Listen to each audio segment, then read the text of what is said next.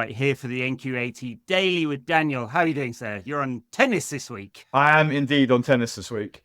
Yes, I love tennis, and just getting to thoroughly immerse in a Grand Slam is a high perk of my job, I guess.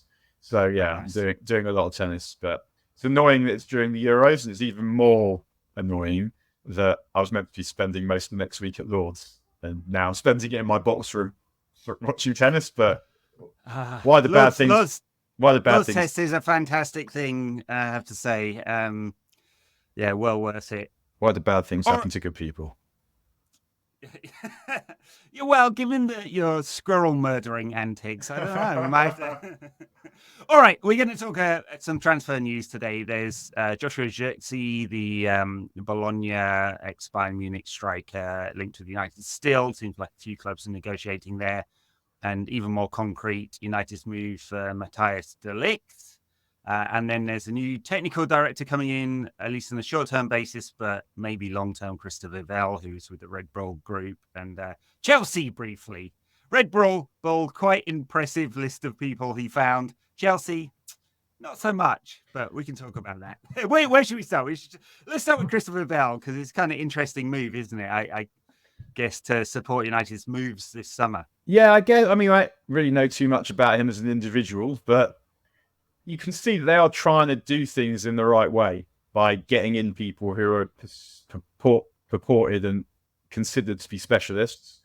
Whether my problem, we're going to come to this when we talk about the players too, is whether the people doing it understand the difference between a really fucking good player and an elite level player.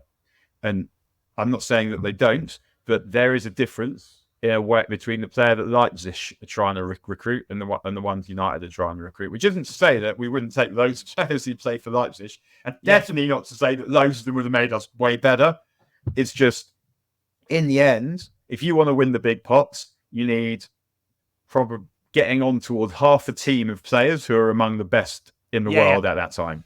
Yeah. Well, look, it's kind of interesting challenge, isn't it? Because if you're thinking about this as a kind of 3-year transition program, 2 or 3 years to transition, you might be thinking about it in terms of development of the squad. So you could go out and try and buy £500 million players, and not that United have got that kind of money, but let's just imagine for a moment in Fantasyland we did, and go do it that way. Or you can get a few £30 million players and think about buying the £50 million player next year and the £100 million player the year after that, right? And United have never had, at least in the last 10 years, any kind of squad planning of that nature whatsoever. You know, it's just shiny thing after shiny thing. And it doesn't seem like that is what is happening now. It seems like they've got, priority positions they want to fill, and they've got a list of candidates, and they're going down the list and seeing what's possible given the budget and rival clubs and all of that kind of stuff. And Vivell is, I guess, going to work alongside Matt Judge and Jason Wilcox in terms of, and the analytics department in terms of like identifying and then negotiating for players.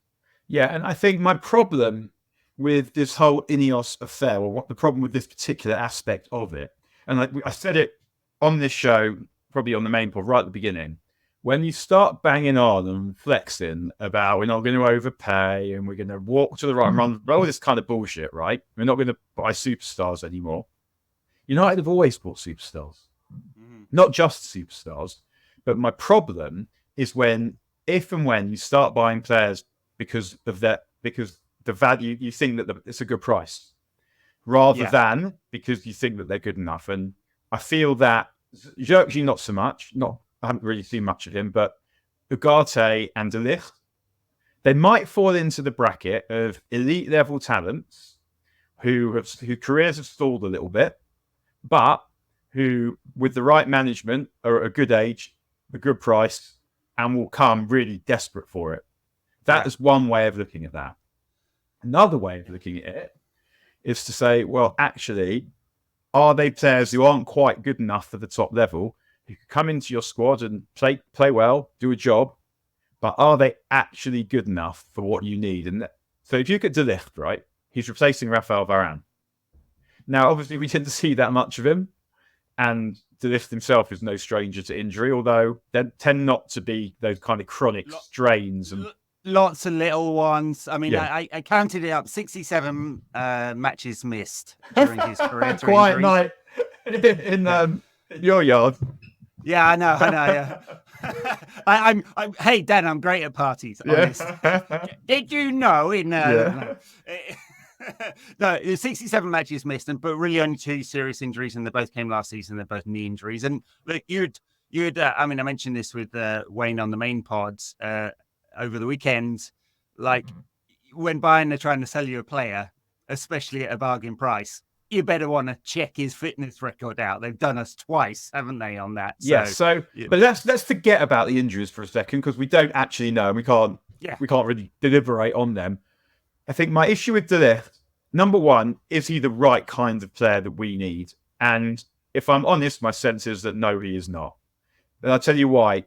With Martinez, we have a front foot defender, someone who wants to go and engage. Now, you might say, if you're going to press high, then maybe you need another defender who does that.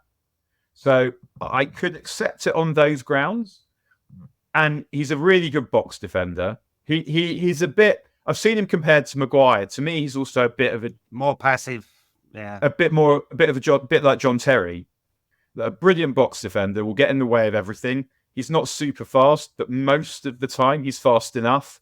His passing isn't brilliant, but most bits quite good.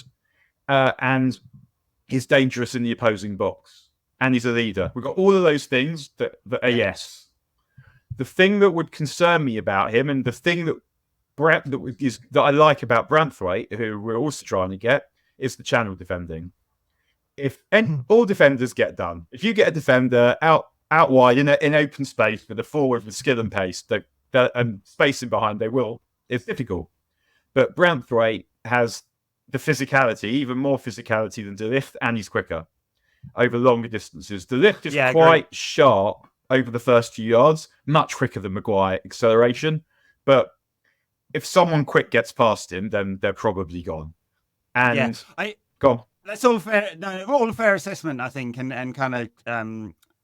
I think he's one of those players we've seen a lot of, and so there's not too many secrets there with De Ligt. I mean, he was probably overvalued at 75 million euros when he went from Ajax to Juve, right? That was probably too much for the player at the time, and they were buying some kind of potential. We've seen what that potential is, and it's perhaps not as high a ceiling as everyone was hoping when he was 18 or something like that.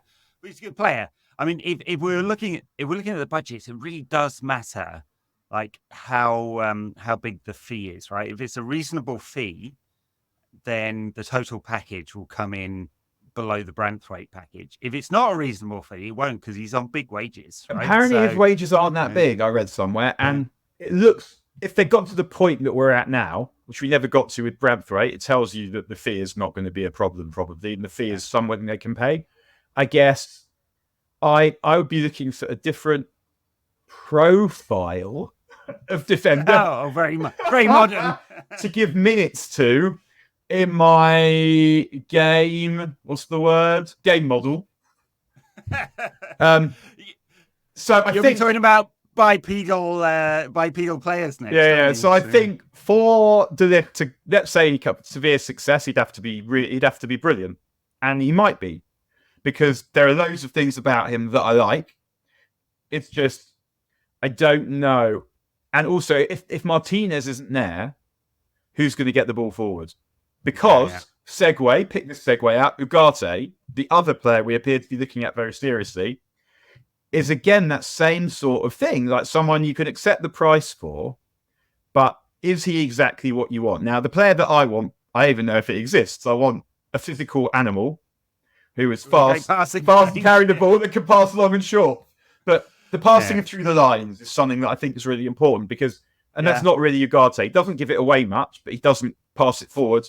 And then they're quite sharp, though. I watched the Uruguay match the other night, and he's not bad. You know, it's not like he's not Michael Carrick range of passing, but he moves quickly. I don't think the ball moves quickly. Yeah, I don't think we need the long passes that Carrick gave necessarily, because generally the best midfielders are the best short passers. You can sometimes hit long passes. Martinez can do that, but let's say Martinez is fit and he's playing.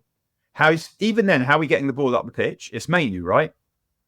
Because Ugarte's not really gonna do that. He's not gonna pass through the lines. So that leaves Mainu with a lot to do. It also means, I guess, that if you've got him, he won't go forward very much, which means him and Bruno and Mainu can get involved in the play. But I'm not sure how we get the ball forward. And if Martinez isn't playing, then it's a struggle. Yeah. Then that feels like a problem. And I can't. I guess what I would want is to go and find someone for similar money who does a bit more of what we need. Yeah, I mean, and Onana was pretty good for Belgium over the Euros. Not massively fantastic, but you see his passing is like all over the place. I don't like him. I don't get it with him. So he's physical. That's it.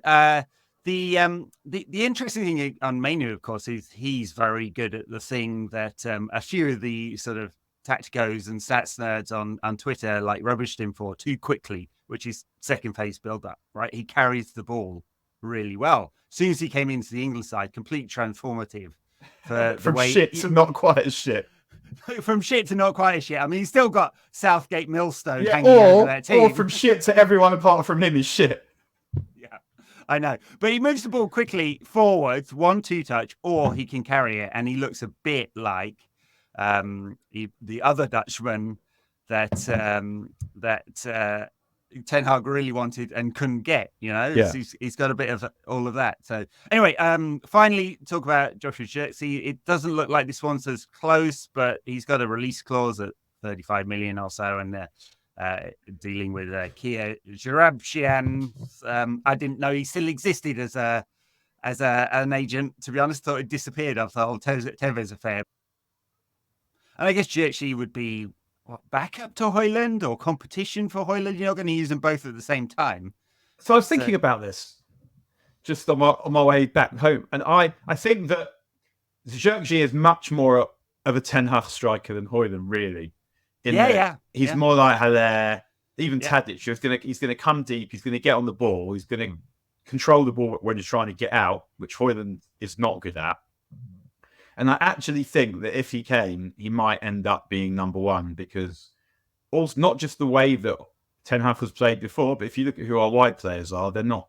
They do both need to learn to cross and supply, but ultimately they're both, Rashford and Garnacho, are both better off playing with a pivot kind of centre forward who will get the ball, hold it, which is why one of the reasons England was so stupid not taking Kane, is if you've not taking Rashford, because if you've got Kane dropping deep, if you've got him attacking the space in behind, then you've got a combination.